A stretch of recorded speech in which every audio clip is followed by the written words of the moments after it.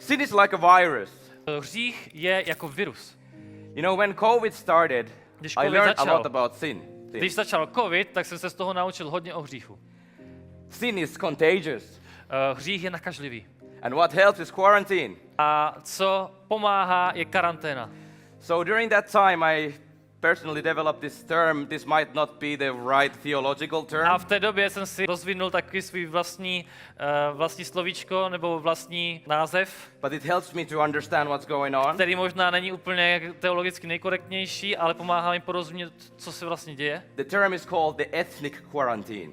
Ten termín se nazývá etnická karanténa. So God Bůh spreads the people rozdělí lidi nebo rozptýlí lidi into different language groups, do různých jazykových skupin and therefore they cannot cooperate anymore. a tak oni už nemůžou spolupracovat And this kind of like slows down the spread of the sin virus. a to celý proces zpomalí toho šíření viru. So at the Tower of Babel, Takže u té babylonské věže even in this God demonstrates his love. dokonce i v tomhle Bůh demonstruje svou lásku. He buys more time for humanity. Pro lidstvo koupil víc času. So we live in a world that is scattered. Tak my žijeme v rozptýleném světě. We live in a world of us and them. Žijeme ve světě nás a jich. There are we, us, My, the good guys, ti dobří, or me, the good person. nebo já, ta dobrá osoba, And then there are those, a pak jsou tam ti, them, oni, who are the bad guys. to jsou ti špatní. And we have all experienced A my jsme všichni zakusili stories of that broken dynamics in this world. všechny ty příběhy téhle zlomené dynamiky, toho, jak to funguje. But there is one force Ale je jedna síla, that can break that division. která dokáže zlomit toto rozdělení. And that's God's method to do that. A to je Boží metoda, jak to udělat. It's forgiveness. Je to odpuštění. And you have your stories with that. A vy s tím máte svoje vlastní příběhy. I have mine. Já mám své. And I will tell that to you now. A já vám jeden řeknu. As I explained yesterday about my past life, Jak už jsem vám říkal včera víc o svém minulém životě, during that life I used to be also a school bully. v té době jsem byl taky byl ve škole šikanoval. Not necessarily the most aggressive one. Nebyl jsem ten nejagresivnější. Sometimes more like a bystander as well. Někdy jsem prostě jenom stál opodál, But I would still participate in this. ale vždycky jsem se toho nějak účastnil. And for some reason, for whatever reason, I don't know what, A já nevím z jakého důvodu, there was two girls in our class byly v naší třídě dvě holky, that our terrible boy group kind of chose as targets. které si naše hrozná klučičí skupina vybrala jako své cíle, terče.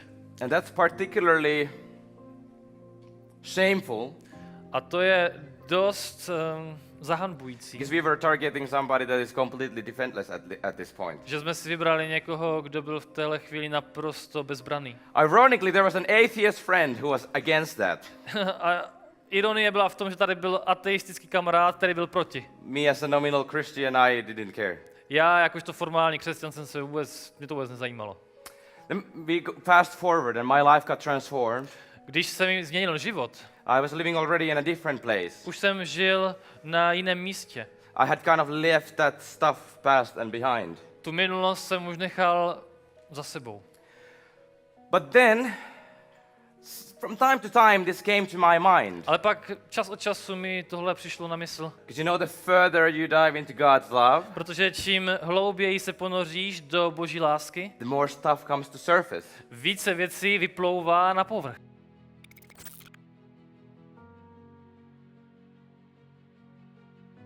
So I believe about year after, Takže myslím, že tak rok poté I was playing guitar jsem si hrál na kytárku in my favorite place in our boarding school, na mojem oblíbeném místě na internátní škole and I accidentally pressed the iPhone button, a nějak náhodou jsem prostě zmáčknul tlačítko na iPhoneu and Siri called to that atheist friend. a Siri zavolala tomuhle ateistickému kamarádovi. We hadn't been in touch for a long time. My jsme spolu nekomunikovali dlouho. Particularly because she thought that I'm really crazy because I just came into Ono to faith. byla ona, a takže ona si myslela, že jsem taky celkem blázen. So she was listening me Tak mi singing naslouchala, worship music. jak si tam hrajou svoji worship hudbu. And then later on I realized that I've called her. A pak jsem si později And I uvědomil, messaged, že jí vlastně I'm volám. so sorry. Já jí píšu, promiň, to mi je But then we líto. kind of reconnected. A pak jsme se nějak teda spojili And one morning I woke up a jedno ráno jsem se and zbudil I heard the Holy Spirit speak to me. a slyším Ducha Svatého, jak mi říká, You should apologize měl by ses omluvit for the ones that you have hurted. s těm, kterým si ublížil. So I realized, wait a second, probably my atheist friend who was pretty much one of my only connections from those groups anymore. Jsem si říkal, no počkat, tak možná tady ta ateistická kamarádka, která je tím pojítkem, She could have the number. mohla by mít čísla. And she had it and she gave it to me. A ona měla a dala mi je.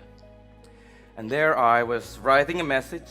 A tak si píšu zprávu. But again, still I think that I was lacking a bit maturity at this point. A myslím si, že jsem v té době stále ještě trochu potřeboval vyspět. I maybe thought that I'll just ask for forgiveness and that's it. Done. Říkal jsem si možná prostě požádám o odpuštění a to je všechno. I sent a very polite and nice message. Já jsem poslal moc hezkou a takovou, no prostě správnou Apologizing for whatever zprávu. terrible things you had to go through because of that. Omluvil jsem se za to, co jsem udělal. And I was trying to kind of like represent the whole friend group, saying that, you know, maybe others haven't, but I would like to say on behalf of everybody. A já jsem chtěl trochu reprezentovat celou tu skupinu, tak jsem říkal, možná ostatní se neozvali, ale já bych chtěl za všechny se And omluvit. she was so skeptical, A ona byla tak skeptická, understandably, což je pochopitelné, because how can she be sure that this is not just another trick 2 years after? protože jak si můžeš být jistá, že to není další trik po pár letech. So we were messaging back and forth, and she was kind of Tak jsme si letting psali go a little by little. a ona se trošku jakoby tála a nechávala to. And over the course of a couple of months, we were texting here and there, Pár měsíců jsme si psali, getting to know each other a little bit. trochu víc jsme se poznávali, Then something happened. pak se něco stalo. She gave me an invitation. Dala mi pozvání. In Finnish Lutheran tradition, Ve finské luteránské tradici usually teenagers who are on their 15s, 14, 15, teenageři, když mají 14-15, they go through a confirmation camp. tak chodí na takové konfirmační setkání.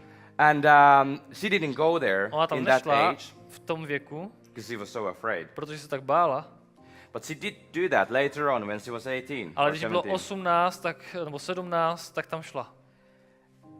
And she invited me to join that party afterwards.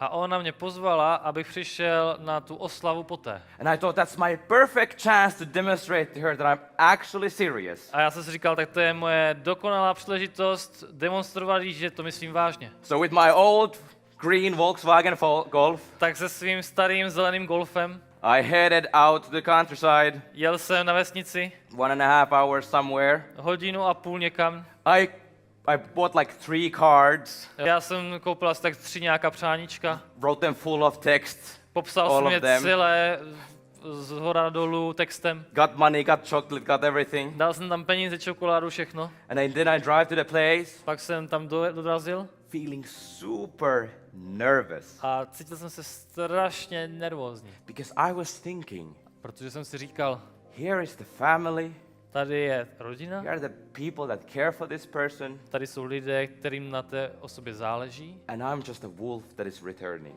a já jsem jenom ten vlk, co se vrací. And I remember I was like feeling very, very, very uncomfortable. Pamatuju se, jak jsem se fakt blbě cítil. I prayed in the car, Modlil jsem se v autě. and then I went out and knocked the door, Šel jsem ven, zaklepal na dveře. and the door was opened, Dveře se otevřely and there was she, a tam byla ona. 10 times more nervous than I was. 10krát nervóznější než já. Shaking. Třásla se. And we hugged. My jsme se objali. I congratulated her. Já jsem mi popřál. We went and talked there with people. Šel jsem dovnitř, povídal se s People lidmi. were asking, are you classmates or do you know each other from school? A lidi se ptají, jo, vy jste kamarádi ze školy a tak, vy se znáte? I'm like, yeah, I guess you could say so. Já říkám, jo, asi tak nějak. Trying to avoid the question. Snažil jsem se těmhletěm otázkám předcházet And then I asked a question. a pak jsem já položil otázku. What is this place? Říkám, co to je za místo? Because you didn't used to live here before. Protože ty si tady dříve nežila. And then I learned something terrible. A já jsem si potom uvědomil nebo zjistil něco hrozného. This was a depression recovery center. Tohle bylo centrum, kde se člověk zotavuje z deprese. For young people who have gone through rough things. Pro lidi, kteří procházejí těžkými věcmi. And I realized A já si uvědomil, I'm one of the reasons why you are here. já jsem jeden z těch důvodů, proč jsi tady. And it hit me like a car. A to do mě nabouralo jak auto. I felt so ashamed. Tak mě to zahanbilo. I felt so guilty. Cítil jsem se tak vinen. Seeing the consequences of my actions. Když jsem viděl důsledky mého jednání. And so then the keeper of that place, A potom ten člověk, který to tam he vedl, showed me around. They were so kind and they were so nice to me. byli ke mně strašně hodní, ukázal mi okolí. And then in some point he was like, hey, like really, like who are you? A říká mi, kdo vlastně jsi, kámo? And now when I knew what this place was, A když jsem teďka už věděl, co to je za místo, I thought the only fair thing is just to admit. tak jsem si říkal, jediná férová věc je prostě přiznat. And I said, you know what? Přiznat se a říkám, víte co? I'm the ex-bully. Já jsem One of them. já jsem jeden z těch bývalých šikanátorů. And he said, oh, it was you. A on říká, to jsi byl ty. But not with that tone. Ale ne tímhle tónem. He said, oh, it was you. On říká, to jsi byl ty. Who came and apologized.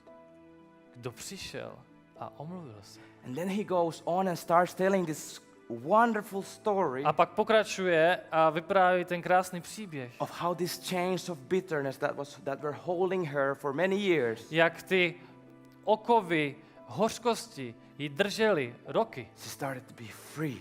Jak začaly z ní opadávat. He said that there was a big difference before and after that message, before those conversations. Říká, že mezi těmihle, před tím naším společným psáním a potom, to byl obrovský rozdíl.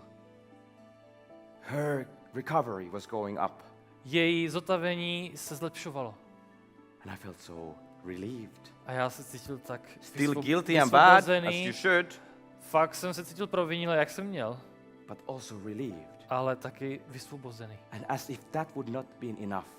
Jako by to nebylo dost. I learned that she had truly found God. Tak jsem zjistil, že ona opravdu našla Boha in that place. na tom místě. I was welcomed Byl jsem tam vítán with open arms. s otevřenou náručí. I did not deserve that, Já si to nezasloužil, but I was forgiven. ale bylo mi odpuštěno. I was welcomed, Byl jsem přijat, accepted, přijmut invited to that family a pozván do té rodiny, to be a friend. být přítelem. There is nothing better in this world Na tomhle světě není nic lepšího, than to be forgiven než že ti je and to odpuštěno be reconciled. a být smířen. That's God's plan to fix this world. To je Boží plán, jak spravit tenhle svět. We have all sinned and fallen short of the glory of God, My jsme všichni daleko od Boží slávy, but there is forgiveness ale je tady odpuštění and there is reconciliation a je tady smíření for each of us. pro každého z nás. God has a plan, Bůh má plán, a master plan, úžasný plán. the chain of freedom.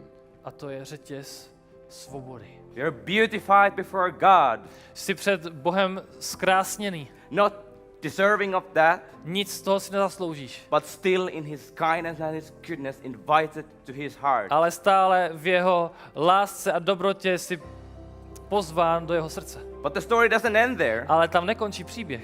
There is this ministry of reconciliation. Pak přichází ta služba smíření. You could say that it's a service of putting people back together Můžeme říct, že to je nějaká služba, kdy dáváme zpátky lidi dohromady. with God S Bohem and with other people. a s druhými. And when we are doing this ministry of reconciliation, A když tuhle službu smíření děláme, we have the message of reconciliation. máme poselství smíření. A message that you are forgiven, Poselství, že je ti odpuštěno. come back to God. Vrať se zpátky k Bohu. And when you come back to God, A když se vrátíš zpět, connect back with people. spoj se zpátky taky We s are lidmi. ambassadors for Christ. My jsme velvyslanci Kristovi. We are on the behalf of Jesus sharing to the world. Jsme Come tady back to God. na místě Božím a říkáme, vraťte se k Bohu. And so the chain of freedom looks like something like this. A pak přichází řetězec svobody a vypadá asi nějak takhle. I'll hold your hand now. Of course. So instead of disconnection, there is Místo unity. rozpojení, rozdělení je jednota. And when we have experienced this unity, we'll invite somebody else for that A když unity. zažijeme tu jednotu, pozveme někoho dalšího. And on that side, somebody else is going to join that. Někdo i na téhle straně. So one by one, we are reaching to the A world, tak jeden po druhém získáváme svět. being forgiven and forgiving, Je nám odpouštěno a odpouštíme. and ideally reach the whole world. A ideálně chceme získat celý svět. That's the beautiful vision of forgiveness. To je nádherná vize odpuštění. But it is just not that simple. Ale není to zas tak jednoduché. You know, anger and bitterness, they are natural reactions to injustice. Zlost a hořkost jsou přirozenou reakcí na nespravedlnost. If there is injustice that happens and we not feel angry, Pokud se odehrává nějaká nespravedlnost a my necítíme hněv, it's time to go to the doctor. někdy to by měl jít k doktorovi. God has created us with emotions. Bůh nás stvořil s těmito It emocemi. is a part of our being. Je to součástí našeho bytí. And it is natural A je přirozené to experience anger and bitterness. zakoušet hněv a hořkost. There is something about humans that makes forgiveness counterintuitive. Je něco v nás lidech, co činí odpuštění takovým něčím, co je proti naší intuici. If it was the most intuitive thing in this world, then we wouldn't be here. Pokud Just for by your to information. byla nejpřirozenější věc na tomhle světě, tak bychom už tady ani nebyli. Forgiveness is complicated. Odpuštění je komplikované, Forgiveness is amazing, je úžasné, but it's counterintuitive. ale je nám nepřirozené. There is no power of forgiveness in us V nás není žádná moc odpuštění, if we don't feel jestli my sami necítíme, that we matter, že na nás záleží, that our pain is validated, že se naší bolesti dostává sluchu, that somebody cares for our justice. že se někdo zajímá o naši spravedlnost. But when that is in place, Ale když to se stane, healing and forgiveness can take place. pak může přijít uzdravení a odpuštění. But what's most important about forgiveness? Co je nejdůležitější na odpuštění, In forgiveness, our focus is changed. v tom odpuštění se naše zaměření mění. And that's why I would argue that forgiveness is mostly meant for the one that is forgiving. A tak bych řekl, že odpuštění je nejdůležitější pro toho, kdo odpouští. It's releasing us To nás osvobozuje from chains. z okovů. So the focus changes Zaměření se mění. from all the bad things that happened to me that were truly bad, Ze všech špatných věcí, které se mi staly a byly opravdu špatné, into how can God turn even this terrible disaster into something good. na to, jak Bůh i tyhle ty hrozné věci může otočit k něčemu And dobrému. instead of dwelling in that consuming bitterness, A místo, abych se ponořoval do té destruktivní hořkosti, then that will liberate you and free you. ono tě to osvobodí Maybe you can become part of the solution in this world. a sám se můžeš stát součástí řešení pro tento But svět. I have good news for you. Mám pro tebe ale dobrou zprávu. It's not necessarily the case that you will have to be the person who is going to be the main connector with the main violator. Je dobré, že nemusíš zrovna být ty ten, kdo bude propojený s tím největším zločincem. Forgiveness process Že proces odpuštění is also about me just living more fully, je taky o tom, abych já mohl žít víc plně, me living more freely. víc svobodně. And maybe I can help. Maybe this is not the direction where I can free and liberate and help people. A možná toto není ten směr, kterým můžu lidi osvobozovat, But maybe here where I can. ale možná tady ano. And maybe I could have not A možná jsem nemohl, if I was held with bitterness. bych možná nemohl, kdybych byl plný hořkosti.